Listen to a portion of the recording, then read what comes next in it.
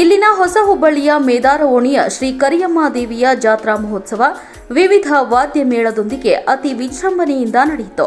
ಪ್ರತಿ 5 ವರ್ಷಕ್ಕೊಮ್ಮೆ ನಡೆಯುವ ಈ ಜಾತ್ರಾ ಮಹೋತ್ಸವಕ್ಕೆ ಶಾಸಕ ಮಹೇಶ್ ತೆಂಗಿನಕಾಯಿ ಮತ್ತು ಪ್ರಸಾದ್ ಅಬ್ಬಯ್ಯ ಚಾಲನೆ ನೀಡಿದರು. ದೇವಿಗೆ ವಿಶೇಷ ಪೂಜೆ ಸಲ್ಲಿಸಿದ್ರು. ಜೊತೆಗೆ ದೇವಿಯ ಬೆಳ್ಳಿ ಮೂರ್ತಿಯ ಭವ್ಯ ಮೆರವಣಿಗೆ ಹಾಗೂ ಪಲ್ಲಕ್ಕಿ ಉತ್ಸವ ನಡೆಯಿತು. ಈ ವೇಳೆ 101 ಮುತ್ತೈದೆಯರಿಗೆ ಕುಂಭಮೇಳ ಮೆರವಣಿಗೆ, ಭಕ್ತಾದಿಗಳಿಗೆ ಪ್ರಸಾದದ ವ್ಯವಸ್ಥೆ, ದೇವಿಯ ಆರಾಧನೆ, ಉಡಿ ತುಂಬುವ ಹಾಗೂ ಪಡ್ಡಲಿಗಿ ತುಂಬುವ ಕಾರ್ಯಕ್ರಮಗಳು ನಡೆದವು.